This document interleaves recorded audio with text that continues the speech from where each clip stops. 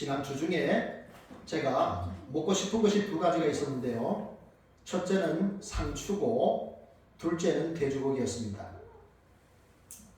자, 두 사람 다 목사님에게 집중해 주세요. 네, 집중해 줘야 돼요.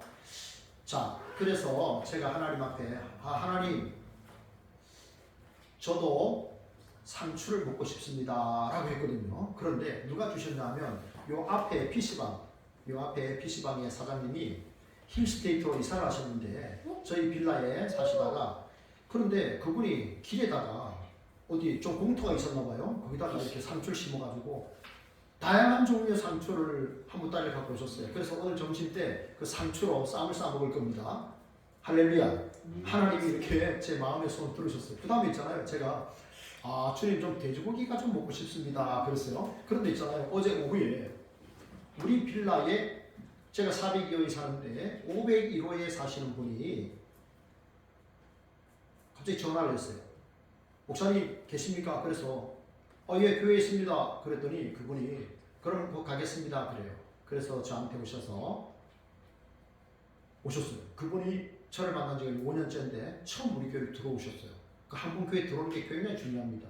그래가지고 근데 그분이 보니까 손에 탕수육을 들고 온 거예요. 저 밑에 1층에 자금성에 가서 탕수육을 시켜가지고 갖고 온 거예요. 그러면서 하는 말이, 목사님이 교회 나오라고 그렇게 말씀하시는데 한 번도 제가 그것을 들어주지를 못해서 오늘 탕수육을 사들고 교회에 왔습니다 그랬어요. 그래서 제가 뭐라고 했냐면, 제가 일요일에 교회로 오시라고 했는데, 그리고 이런 거 안 가져오셔도 됩니다 그러면서 너무 고마워가지고 이제 교제를 나누다가 이제 그분이 이제 가셨어요. 그래서 제가 무슨 생각이 들었냐면, 하나님이 나의 기도를 이렇게 응답해 주시는구나 생각했어요. 그래서 하나님께서 참 내 마음의 소원도 이렇게 응답해 주시는구나 생각했어요. 그래서 우리 교회의 미래나 뭐 재정이나 모든 것들을 하나님 내 마음을 다 아시는 하나님께서 채워주시겠구나, 은혜를 주시겠구나, 이렇게 제가 확신이 들었어요. 그래서 참 기쁘고 감사했습니다. 오늘도 하나님께서 저를 통해서 또 우리에게 말씀하실 때 이 하나님의 말씀 가운데 우리가 큰 은혜를 입고 또 결단하는 복된 시간이 되기를 축복합니다. 자, 첫째, 구원이 이방인에게도 이르렀다 하는 사실입니다. 오늘 말씀 11절을 보십시오. 그러므로 내가 말하노니 그들이 넘어지기까지 실족하였느냐? 그럴 수 없느니라. 그들이 넘어짐으로 구원이 이방인에게 이르러 이스라엘로 시기나게 함이니라.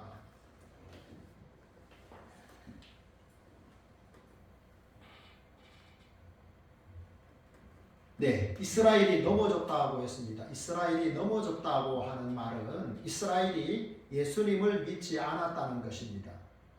이스라엘이 예수님을 믿지 않았다는 것인데, 이스라엘이 왜 그러면 유대인들이 예수님을 믿지 않았는가? 왜냐하면요, 이들이 율법을 보면서 내가 율법을 통해서 율법을 순종하고 내가 구원을 받을 수 있겠다 생각한 거예요. 아브라함의 혈통이니까 나에게도 구원의 은혜가 있을 수 있다. 내가 율법에 순종하면 이 행위로 내가 구원을 얻을 수 있겠다 생각한 거예요. 그런데 사실 하나님께서 우리에게 율법을 주신 목적이 뭘까요? 두 가지죠. 하나는 그 율법을 통해서 내가 죄인이라는 걸 깨닫는 거예요. 그 다음에 또 하나는 그 율법이 가리키는 바가 뭡니까? 누굽니까? 메시아입니다. 예수 그리스도입니다. 그래서 예수 그리스도를 믿음으로 구원 얻게 하는 거예요. 그게 하나님이 율법을 주신 목적이었어요. 그런데 율법을 스스로 지켜서 행위를 통해서 내가 구원 얻겠다라고 생각한 거예요. 그래서 메시아이신 예수님을 거부했습니다. 제가 이스라엘에 갔을 때 한 남자를 만나서 이렇게 말했다고 했죠. Are you Christian? 당신은 그리스도인입니까? 당신은 예수 그리스도를 믿습니까? 라고 물을 때 그 남자분이 하는 말이 I'm Jewish. I'm Jewish. 나는 유대교를 믿는 유대인입니다. 라고 말을 했습니다. 그들은 아직도 메시아가 오지 않았다고 생각합니다. 예수님이 메시아가 아니고 예수님이 죽으시고 부활하셨다는 사실을 유대인들 대부분이 믿지 않습니다. 그래서 하나님이 보내주실 메시아를 여전히 기다리고 있습니다. 우리는 안타까운 마음이 많이 듭니다. 그래서 유대인들이 예수님을 거부했기 때문에 하나님께서 그 구원의 역사들을 이방인에게로 넘겨간 겁니다. 이런 경우들이 있죠. 예를 들면 이제 승찬이, 인찬이가 때를 쓰고 장난치고 이제 부모의 마음을 아프게 하니까 부모가 다른 아이에게 상을 주는 겁니다. 아이스크림도 사주고 막 선물을 주는 겁니다. 그럼 어떻게 합니까? 이 두 아이들이 야 내가 이래서는 안 되겠다. 내가 이래서는 공부도 안 하고 농땡이 치고 친구들과 싸움박질하고 이렇게 하면은 야 우리 아빠에게서 내가 혼이 날 수 있겠구나, 버림받을 수 있겠구나 하는 생각을 하게 되는 것이죠. 부모의 마음은 자기 자녀들을 가장 사랑하는데 그 자녀들이 잘못된 길로 갈 때 어떻게 합니까? 남의 자녀를 순간 더 사랑하는 겁니다. 이런 아이들이 사랑을 받는 것이다 라는 것을 보여주는 것이죠. 그래서 자기 자녀들이 시기가 나게 하는 겁니다. 내가 이래서는 안 되는데, 내가 우리 아빠의 아들인데, 내가 우리 엄마의 아들이고 딸인데 이래서는 안 되겠다. 정신을 차린다는 것이죠. 그래서 오늘 시기 나게, 이스라엘로 하여금 시기가 나게 한다라는 표현을 성경이 하고 있습니다. 이스라엘 사람들이 예수님 믿지 않으니까 그 구원의 은혜가 이방인에게로 넘어간 겁니다. 그러니까 이스라엘이 시기가 나는 거죠. 거룩한 시기가 나는 거죠. 내가 하나님의 자녀인데, 우리의 조상이 아브라함이고 다윗인데 왜 내가 그걸 못 받지? 왜 내가 하나님이 보내신 예수님을 내가 믿지 않을까? 그들이 회개하고 은혜의 자리로 돌이키게 되는 날이 온다는 말씀입니다. 여러분, 하나님은 창세전에, 세상을 창조하시기도 전에 구원받을 하나님의 사람들을 선택하셨다고 했어요. 그런데 문제는 뭡니까? 우리가 누가 선택을 받은지 모른다는 겁니다. 그래서 어떻게 합니까? 우리는 때를 얻든지 못 얻든지 복음을 전하는 것입니다. 적어도 그 영혼들을 위해서 기도하는 것이죠. 사실은 저에게 상추를 주신 분이나 저에게 탕수육을 갖고 오신 분이나 제가 굉장히 기도를 열심히 하는 분들입니다. 하나님 그분들이 교회 나오시고 함께 예배하게 하시고 예수님을 믿고 신앙생활 하게 하옵소서, 그렇게 기도를 합니다. 앞에 계신 분은 다른 교회에 오래전에 다니다가 이제 안 다니시는 분이고 탕수육을 가져오셨던 분은 교회를 전혀 안 다니시던 분이에요. 그래서 그분들의 구원을 위해서 기도하니까 하나님께서 찾아오게 하시는구나 이런 생각이 들었어요. 여러분 직장 생활 하시죠? 여러분 직장 생활은요 여러분의 주업일까요? 부업일까요? 자, 최집사님, 최집사님의 그 직장 생활은 주업일까요? 부업일까요? 주업이죠. 자, 따라합니다 여러분. 우리의 직장 생활은 부업입니다. 깜짝 놀라셨죠? 목사님 왜 내 직장 생활이 왜 부업이지? 그럼 주업이 뭘까요? 하나님이요. 그렇죠. 하나님을 믿고 전하는 거죠. 그게 주업입니다. 예수 그리스도를 내가 믿고 전파하기 위해서 내가 직장으로 가는 겁니다. 그래서 성실하게 거기서 일하는 겁니다. 그래서 눈에 보이지 않는 하나님, 내가 믿는 예수님을 그분들에게 알리는 것입니다. 그게 우리의 사명입니다. 여러분, 왜 죄악 많은 이 땅에 하나님께서, 거룩하신 하나님께서 우리를 살게 하실까요? 왜 그럴까요? 이 땅에 우리가 사명이 있기 때문에 그렇습니다. 하나님은 우리에게 영광스러운 나라, 죽음과 고통과 이별과 눈물이 없는 그 하나님의 나라로 우리를 데려가기 원하시는데 왜 우리를 여전히 남겨두셨는가? 사명이 있기 때문에 그런 거예요. 우리가 사명이 다 했으면 하나님이 이 죄악 많은 세상에 우리를 두시할 이유가 없죠. 아셨죠? 여러분, 주업과 부업의 개념을 분명히 하십시오. 복음을 전하기 위해서 하나님께서 내가 세상에 사는 동안에 이렇게 일을 주셨다. 이렇게 여러분 믿으시기를 바랍니다. 자, 여러분 어제 공동체 성경 읽기 하셨죠? 역대상 16장의 말씀입니다. 온 땅이여 여호와께 노래하며 그의 구원을 날마다 선포할지어다. 그의 구원을 언제 선포하라고요?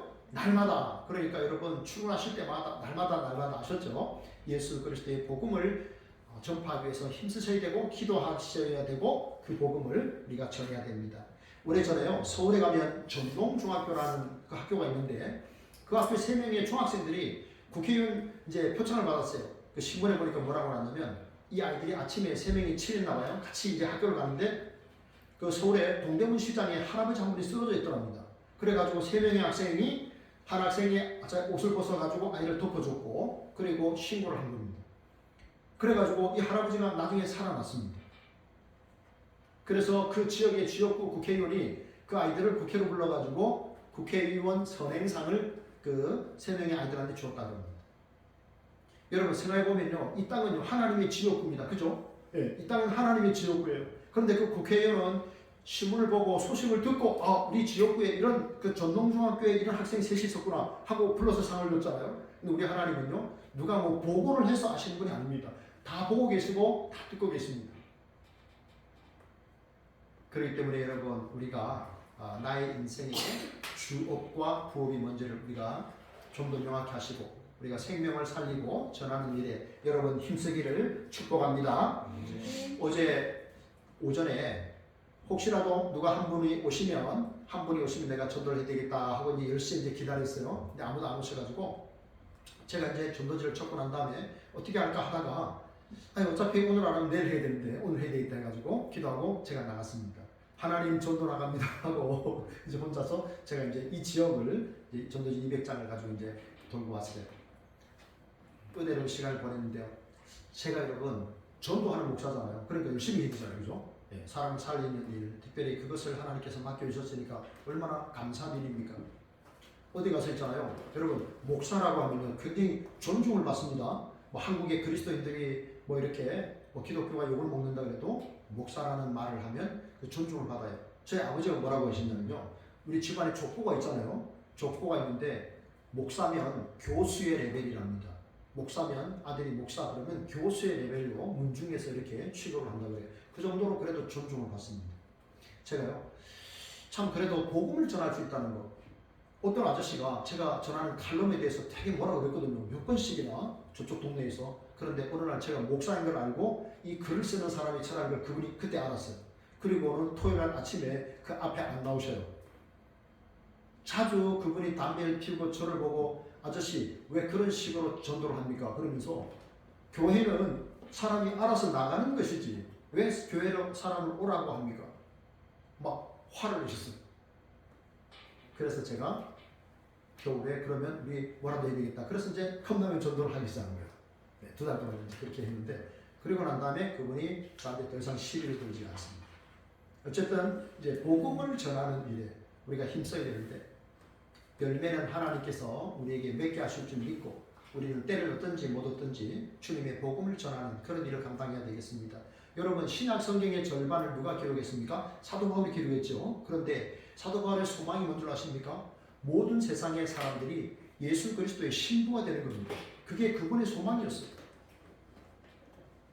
가끔 제 아내가 당신의 소원이 뭐냐고 물어보는데 제가 소원이 없는데 자꾸 소원 물어보니까 뭐라고 대답해야 되지 그러다가 사도 바울의 소원을 깨닫고 나도 이렇게 대답해야 되겠다. 사도 바울의 소원이 뭡니까? 모든 사람들이 예수 그리스도의 신부가 되는 거예요. 복음이 전파되는 거예요. 그게 그분의 소망이었습니다. 여러분 1885년에 우리나라를 찾아온 최초의 서양 선교사가 있었습니다. 1885년 140년 전이죠. 누굽니까? 언더우드와 아펜젤러 선교사였죠. 인천우 그때가 제물포항이잖아요. 거기로 들어왔어요. 그래서 그분들이 들어온 게 부활절 오후였다고 합니다. 그분들이 조선 땅에 최초로 들어왔을 때가 부활절 오후였다고 해요. 그래서 그분들이 뭐라고 기도했냐면 이렇게 기도했다고 합니다. 오늘 사망의 빗장을 부수시고 부활하신 주님께 기도하오니 어둠 속에서 억압을 받고 있는 이 조선의 백성들에게 밝은 빛과 자유를 허락하여 주옵소서. 여러분 그때까지 우리 조선은요 선교사님들이 들어와서 예수 그리스도의 복음을 전하지 못했거든요. 그러다가 이 언더우드와 아펜젤러 선교사님이 들어오면서 복음이 조선 땅에 이제 확실히 전해지게 된 거예요. 그러면서 이화학당, 배제학당, 세브란스 병원까지 타일의 기독교 학교들이 세워지기 시작한 거예요. 학교와 병원이 세워지고 많은 사람들에게 복음이 전파됐어요. 오늘날도 보면 동네마다 교회가 없는 곳이 없잖아요. 그죠? 많은 그리스도인이 있잖아요. 이 선교사님들의 헌신으로 인해서 복음이 들어오게 된 것입니다. 여러분 우리도 마찬가지입니다. 전도할 때 열매가 없다고 여러분 너무 실망하지 마십시오. 어느 청년이 사과나무 밑에서 누워서 지쳐서 이렇게 있었답니다. 열심히 일을 했는데 열매는 없고 그런데 그분이 크리스찬이었어요. 근데 하늘의 음성이 들리더랍니다. 너는 왜 이렇게 지쳐있느냐 하니까 이 청년이 제가 열심히 일을 했는데 열매가 없습니다. 이러시더랍니다. 이 사과나무를 봐라. 이 나무가 뿌리를 깊이 내리고 있고 이 파리가 전부 하늘을 향해 있으니 얼마 있으면 이제 열매를 맺을 것이다. 그랬다고 합니다. 여러분 성실함은 곧 아름다운 열매를 가져옵니다. 반복된 일상에 지치지 않는 자가 열매를 맺는다. 제 책상 밑에 보면 조그마한 글이 하나 있습니다. 반복된 일상에 지치지 않는 자가 열매를 맺는다. 제가 교회를 개척하면서 어떤 후배에게서 들었던 말인데 굉장히 의미가 있어서 8년째 계속 책상 밑에 그 한 글을 이렇게 넣어놓고 있습니다. 여러분, 성실하게 일하면 하나님이 열매를 맺게 하실 줄 믿습니다. 여러분, 지금은 은혜의 때요, 지금이 구원받을 때입니다. 우리에게 전파된 복음, 내가 먼저 믿고 나의 이웃에게, 우리 이 땅을 찾아온 우리 외국인들에게도 기꺼이 복음을 전하는 축복의 통로로 살아가는 우리 성도님들 다 되시기를 축복합니다. 둘째입니다. 둘째는 높은 마음을 품지 말고 두려워하라입니다. 자, 높은 마음을 품지 말라. 20절에 보십시오. 옳도다. 그들은 믿지 아니함으로 꺾이고 너는 믿음으로 섰느니라. 높은 마음을 품지 말고 두려워하라. 18절에도 보면 자랑하지 말라 그랬습니다. 그럼 이것은 이제 교만하지 말라는 말인데요. 오늘 이렇게 말씀을 합니다. 사도 바울이 이방인 그리스도인을 향해서 너희는 돌감람나무라는 것입니다. 감람나무는 돌감람나무와 참감람나무가 있는데요. 이 돌감람나무의 가지를 꺾어서 참감람나무 가지에다가 참감람나무 가지에 접붙임을 한 거예요. 그러면 돌감람나무 가지는 참감람나무의 열매를 맺게 됩니다. 그죠? 접붙임을 받았으니까. 그러면 여러분, 이 나무를 살게 하는 것은 접붙임을 받은 이 가지가 아닙니다. 원 나무의 뿌리의 진액이 이 나무를 다 살리는 겁니다. 그래서 열매를 맺게 하는 것이죠. 그래서 오늘 17절에 보면 함께라는 말씀이 나옵니다. 뿌리의 진액을 함께 받았다라고 했습니다. 여러분 생각해 보십시오. 우리가 예수 그리스도로 인해서 우리도 함께 구원 얻은 사람들입니다. 그죠? 우리는 사실 예수님을 몰랐습니다. 우리의 조상도 아니지 않습니까? 아브라함, 우리의 조상들이 아니잖아요. 그죠? 우리는 뭐 이순신 장군, 김유신 장군, 강감찬 장군 뭐 이렇게 알지. 뭐 아브라함, 다윗 몰랐잖아요. 그죠? 그런데 우리가 아브라함을 믿음의 조상이라고 고백하고 예수님을 나의 구세주라고 고백하게 되었습니다. 이것이 하나님의 은혜입니다. 하나님의 은혜 때문에 우리가 이런 고백을 하게 된 겁니다. 그렇기 때문에 여러분, 누구도 교만해서는 안 됩니다. 누구도 자랑해서는 안 됩니다. 우리가 구원 얻은 것은요, 행위가 아닙니다. 오직 하나님의 은혜입니다. 선교사님들의 헌신을 통해서 복음이 들어옴으로 이 땅에 교회가 세워졌어요.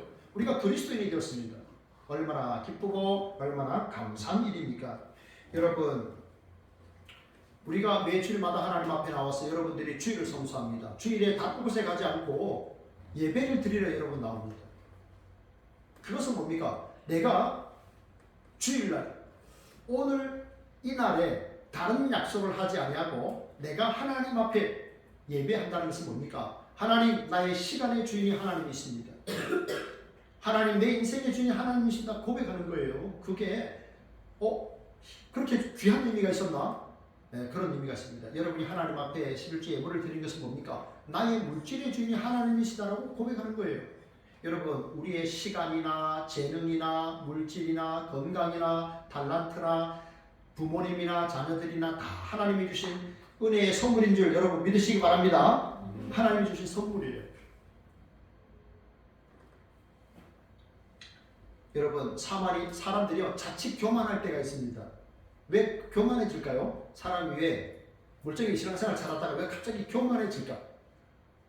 제가 지난 주 중에 이제 한 주간 교회에 있었습니다. 교회에서 먹고 자고 여기서 한 주간 집에 안 들어가고 여기서 이제 잠을 자고 이제 기도 생활을 했어요. 그런데 목표는 하나예요. 뭐냐면 남유다의 왕들을 이름을 암기한다. 그게 목표였어요. 제가 일주일 동안 여기 있으면서 남유다의 왕들의 이름을 순서대로 암송한다. 그게 목표였어요. 조선시대 왕들의 이름을 제가 자다가 누가 탁 저를 불러서 왕들의 이름을 대마해도 제가 바로 외울 수 있거든요. 태종태세 문단세 예성연종 임명선 광인효 현석경영 정선 헌철고순 이렇게 조선시대의 이름은 그 왕들의 이름은 자다가도 누가 물어도 이렇게 암기하는데 내가 이 유다의 왕들 350년 동안 이 유다의 왕들의 이 이름을 내가 목사로서 몰라서 되겠는가? 이번 한 주간 교회에 있으면서 그 이름도 외우고 좀 공부를 해야 되겠다 했어요. 제가 다 외웠을까요? 못 외웠을까요? 못 외웠어요. 다 외웠습니다. 이따가 밥 먹을 때 누가 은찬이가 물어보면 목사님이 정확하게 대답해 줄게요. 순서대로 다 외웠습니다. 달렸는데요. 자, 그런데 그 마지막에 보면 그 왕들의 죽고 난 이후에 마지막에 보면 이렇게 말합니다. 여호와께서 보시기에 악하였더라. 혹은 여호와께서 보시기에 선하였더라. 그럼 왜 어떤 왕들은 선한 왕으로 평가를 받고 어떤 왕들은 악한 왕으로 평가를 받았을까? 북이스라엘 19명 왕들은 다 악했습니다. 다 악했습니다. 한 명이 선한 왕도 없습니다. 그런데 남유다의 왕들은 그래도 8명이 선한 왕이었어요. 그러면 누구는 왜 선한 왕이고 누구는 악한 왕인가? 왜 그랬을까? 성경을 자세히 보니까요. 선한 왕들의 특징은 하나님과 함께한 사람들이에요. 하나님과 함께했습니다. 그리고 늘 하나님을 먼저 생각했습니다. 늘 하나님을 찾았습니다. 그리고 하나님께 기도했습니다. 성경이 말씀하죠. 하나님께 나아가는 자는 반드시 그가 계신 것과 또한 그가 자기를 찾는 이들에게 상 주시는 이심을 믿어야 할지니라 그랬어요. 늘 하나님과 함께했고 하나님을 먼저 생각했고 하나님을 찾고 하나님께 기도하니까 죽을 때 평가가 선한 하나님 보시기에 선하였다. 그의 조상 다윗과 같이 선했더라. 이렇게 말합니다. 여러분, 이 왕들 중에 솔로몬이라고 여러분 잘 아시죠? 이 지혜 왕이라고 하는 이 솔로몬 왕이 처음에는 얼마나 좋았습니까? 그죠? 자, 그가 태어났더니 아버지가 왕이에요. 솔로몬이 태어났는데 자기 아버지가 왕이야. 그리고 자기도 왕이 됐어요. 그러니까 강력한 권력이 있죠. 그리고 명예가 있죠. 그러다 보니까 어떻게 합니까? 솔로몬이 타락하기 시작한 겁니다. 그가 처와 첨을 뒀는데 1000명의 여인을 거느렸어요. 1000명의 여인을 거느렸습니다. 권력이 있고 명예가 있고 돈이 있으니까 못할 것이 없는 거죠. 그런데 문제는 뭡니까? 애굽의 바로의 딸을 또 아내로 맞이합니다. 모압 왕, 암몬, 온 세상에 예쁜 여자들은 다 취해서 자기가 아내를 삼는 거예요. 근데 문제는요, 그 사람들이 가져온 이방의 그 신상까지도 만들어 놓은 겁니다. 그러다 보니까 솔로몬이 타락하게 되고 여호와를 떠나고 하나님이 계속 말씀하셔도 하나님 말씀을 듣지 않았습니다. 그의 권력과 그의 명성이 그를 타락의 길로 만들었던 것이죠. 겸손하기가 쉽지 않습니다. 여러분, 그런데 성경은 교만은 패망의 선봉이요 멸망의 앞잡이라 그랬습니다. 여러분 항상 겸손할 수 있기를 원합니다. 여러분 더 많이 갖기를 원하십니까? 지금보다 더 많이 부자가 되고 싶으십니까? 지금보다 더 승진하기 원하십니까? 지금보다 더 유명하기 원하십니까? 왜요? 왜 그렇게 되셔야 되겠습니까? 그 목적이 분명해야 됩니다. 여러분이 더 많이 갖기를 원하고 더 높이 승진하기를 원하고 더 유명해지기를 원하는 그 목적이 분명해야 됩니다. 하나님의 영광을 위하여 예수 그리스도의 복음 전파를 위해서 여러분들이 더 높아지시고 더 많이 누리시고 더 유명해지시기를 축복합니다. 그때도 여러분 겸손하십시오. 우리는 여러분 예수님께 접붙임 바 된 사람들입니다. 은혜입니다. 그렇기 때문에 우리는 여러분 합당한 열매를 맺으셔야 됩니다. 나무는 열매를 보면 압니다. 사람도 열매를 보면 알 수가 있습니다. 예수님 믿고 난 이후에 우리의 삶의 열매, 전도의 열매, 성령의 열매 많이 맺히기를 축복합니다. 사과나무, 귤나무 심으면요, 여러분 3년이 지나야 열매를 맺는다고 합니다. 그리고 10년쯤 되면 과실을 한 500개 정도를 맺는다고 합니다. 귤나무에 귤이, 사과나무에 사과가 한 500개 정도 맺으려면 한 10년 정도는 있어야 된다고 합니다. 여러분 기도하면서 기다리시기를 바랍니다. 여러분 고아의 아버지 잘 아시죠? 조지 뮬러라고 하는 분 잘 아시죠? 그분은요 3,000명의 고아를 먹이고 살렸습니다. 그리고 가난한 아이들을 위해서 학교도 지은 분인데요. 그런데 제가 그분의 그 기사를 읽다 보니까요, 그분은 한 번도 어려울 때 사람들에게 연락해서 돈을 보내라, 뭐 후원해라 이런 말을 한 번도 안 했다고 합니다. 그냥 오직 하나님께 기도했답니다. 그러니까 하나님께서 사람들을 묻혀주시고 제대로 묻혀주셔가지고 그 3,000명의 아이들이 굶어 죽지 않고 그 고아원에서 생활을 잘하고 믿음으로 컸다고 합니다. 여러분 순간순간 높아지려고 하는 교만한 마음이 들 때마다 내가 접붙임 받은 가지가 되었지, 내가 접붙임 받았지, 하나님의 은혜로 구원받았지 생각하시고 늘 겸손하게 하나님께 기도하면서 많은 열매로 하나님께 영광 돌리는 우리 성도님들 되시기를 축복합니다. 셋째입니다. 셋째는 하나님의 사랑과 공의를 생각해야 됩니다. 여기 22절에 보면 그러므로 하나님의 인자하심과 준엄하심을 보라라고 했습니다. 하나님의 인자하심은 하나님의 사랑을 말합니다. 하나님의 주놈이라는 것은 공의예요. 하나님의 얼굴입니다. 하나님의 얼굴은요 사랑과 공의입니다. 동전의 앞뒷면에 있죠. 하나님의 얼굴에 하나님의 성품은요 사랑과 공의의 하나님이세요. 자, 우리가 자녀를 키우는데 사랑으로만 키운다. 자녀들이 잘못했는데 오냐 잘했다 참 잘했다 하면 어떻게 될까요? 그 아이는 어떻게 될까요? 버릇이 없는 아이로 자랍니다. 자기만 생각하는 이기적인 아이가 됩니다. 세상에서 가장 나쁜 사람은 자기만 생각하는 사람이라고 합니다. 그런 사람이 되는 거예요. 아이들 그저 옳다 오냐 사랑으로만 키우면 그렇습니다. 그렇다고 자녀들을 공의만 가지고 키워서는 어떻게 될까요?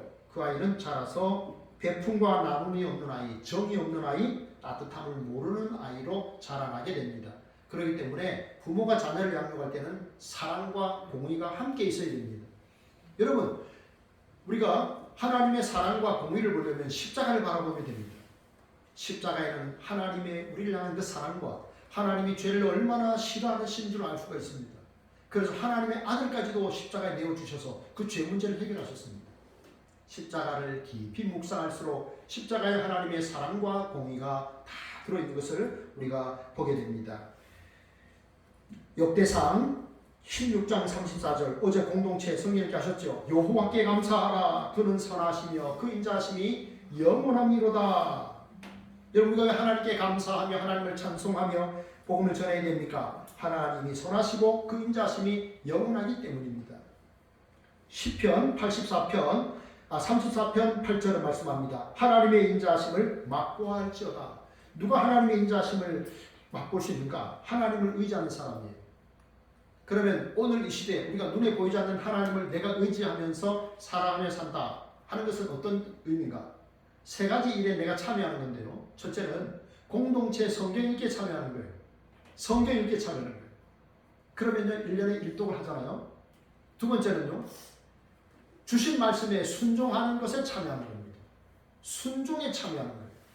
말씀은 들었는데 순종하지 않으면요 병원에서 처방을 받고 약국에 이제 처방전을 가져갑니다. 약사에게서 약을 받았습니다. 약을 받아놓고 내가 책상 위에 놔두고 먹지 않으면 어떻게 될까요? 내가 병이 나을까 안 나을까요? 안 낫죠. 왜냐하면 약을 먹어야 되는데 그냥 책상 위에 뒀기 때문에 그래요. 그 다음 세 번째는 뭐냐면 하나님께 기도하는 거예요. 말씀의 능력을 의지하고 기도 운동에 내가 참여하는 거예요. 기도에 참여하는 거예요. 그렇게 하면요 여러분 우리가 이렇게 하면 하나님과 더 친밀해질까요? 친밀해질까요? 친밀해집니다. 내가 늘 성경을 읽고 하나님의 뜻을 생각하고 그 말씀에 순종하고 하나님께 늘 소소한 일상에 대해서 기도하고 이렇게 하면 내가 하나님과 친해지는 거죠. 내가 이 땅에 사는 것은요 하나님과 친해지기 위함이에요. 목사님 죽어서 천국 가서 하나님과 친해질래요? 아닙니다 여러분. 그런 말 있죠. 고기도 먹어본 놈이 먹는다 뭐 그런 말 있잖아요. 그죠? 네, 세상에서 하나님을 사모하고 하나님과 친했던 분들이 천국에 가면 더 사모하지. 이 땅에서 난 죽어서 하나님 만날래요. 죽어서 하나님께 직접 내가 말씀을 들을래요. 이런 분들이 네, 천국 가서 별 사모할 수 없어요. 갑자기 사람이 돌변하지 않거든요. 그래서 여러분들이 이 땅에서 하나님과 많이 친밀한 관계를 누리기 바랍니다. 하나님의 마음은요 우리를 향하신 하나님의 그 사랑은 이런 거죠. 여호와는 내게 복을 주시고 너를 지키시기를 원하며 여호와는 그 얼굴로 내게 비치사 은혜 베푸시기 원하며 여호와는 그 얼굴을 내게로 향하여 대사 평강 주시기 원하노라. 하나님은 우리에게 복을 주시고 은혜 주시고 평강 주시기를 원해요. 그게 하나님의 본성이에요. 그런데 가끔 하나님께서 우리에게 손을 대시는 목적은 뭐예요? 우리가 자꾸 엉뚱한 길로 가다 보면 공의로우신 하나님께서 우리를 또 이렇게 세워주시는 거예요. 바른 길로 돌아올 수 있도록 이끌어주시는 거예요. 여러분, 알프레드 노벨이라는 사람 아시죠? 이 사람은 1833년생인데요. 이분이 1866년에 뭘 발명을 했냐면 여러분 잘 아는 다이너마이트를 발명했습니다. 다이너마이트. 어마어마한 폭약이잖아요. 폭탄이잖아요. 자, 그런데 이 노벨이 나이가 많이 들었을 텐데 어느 날 신문기사에 알프레드 노벨 사망하다라고 기사가 일면 기사에 딱 뜬 거예요. 자기는 분명히 살아있는데. 근데 그 기사를 자세히 보니까요. 이렇게 돼 있어요. 죽음의 사업가, 파괴의 발명가, 다이너마이트 왕 알프레드 노벨 죽다. 자기의 죽음에 대해서 아주 막 악평을 한 거예요. 죽음의 사업가, 파괴의 멸망가. 다이너마이트 그 폭약이 팍 터지면 막 광산이 무너지고 엄청난 것이 막 터지거든요. 그러니까 자기가 물론 돈을 벌려고 이 다이너마이트를 발명을 하긴 했는데 사람들이 내가 발명한 이 다이너마이트에 대해서 이렇게 평가하는구나. 내가 죽고 난 다음에 이 사람들이 나를 이렇게 평가하겠구나. 정신이 확 깨는 거예요. 알고 보니까 이 프랑스의 어떤 한 신문 기자가 동명이인의 죽음을 잘못 알고 알프레드 노벨이 죽다라고 기사를 낸 거예요. 그러면서 그 밑에다가 막 악평을 단 거야. 죽음의 사업가, 파괴 일마, 발명가. 그래서 이 사람이 뭘 했냐면요. 어마어마한 자기 재산을 투자해서 노벨상을 제작을 했습니다. 노벨상. 알죠, 여러분? 우리나라에 노벨상 받은 분들이 몇 분 계세요? 네. 저는 옛날에 김대중 대통령이 평화상을 받았고, 최근에 한강이라는 그 작가가 노벨 문학상을 받았잖아요. 네. 이렇게 어마어마한 돈을 투자해서 노벨상을 제정을 해가지고 전 세계의 어떤 인류의 건강의 어떤 그런 것이라든지 뭐 문화의 발전이라든지 뭐 여러 가지 그런 것에 정말 기여한 사람들에게 상을 주는 거예요. 그 상금도 뭐 수십억이 됩니다. 그래서 이 사람은요, 자기 죽음 이후에 자기 인생에 대한 세상 사람들의 평가를 미리 대비한 거예요. 만약에 그 재산을 남겨놓고 그냥 죽었다? 그럼 뭡니까? 오늘 신문기사가 난 것처럼 그는 죽음의 사업가요, 파괴의 발명가다라고 악평이 났을 거예요. 여러분, 우리도 세상에 사는 동안에 죽음 이후의 시간을 생각해야 됩니다. 내가 죽으면 내 자녀들이 나에 대해서 뭐라고 말할까? 우리 아빠는, 우리 엄마는 믿음으로 사시다가 천국 가신 분이야라고 말할 수 있겠는가 하는 거예요. 살면서도 죽음 이후의 삶을 우리가 생각해야 됩니다. 그런 의미에서 노벨이 잘 살았고 잘 죽었던 것이죠. 여러분, 하나님께서 말입니다. 아브라함을 택하셔서 믿음의 조상이 되게 하셨고, 아브라함과 다윗의 후손으로 오시는 예수 그리스도를 믿음으로 우리가 구원의 은혜를 받게 하신 거예요. 유대인이라고 구원받는 게 아닙니다. 혈통이 유대인이라고 구원받는 게 아니에요. 믿어야 구원 얻습니다. 믿으면 의롭게 됩니다. 믿지 않으면요, 하나님께서 보내신 최고의 선물 예수 그리스도를 내가 받아들였으면 하나님께서 나를 천국으로 받아들입니다.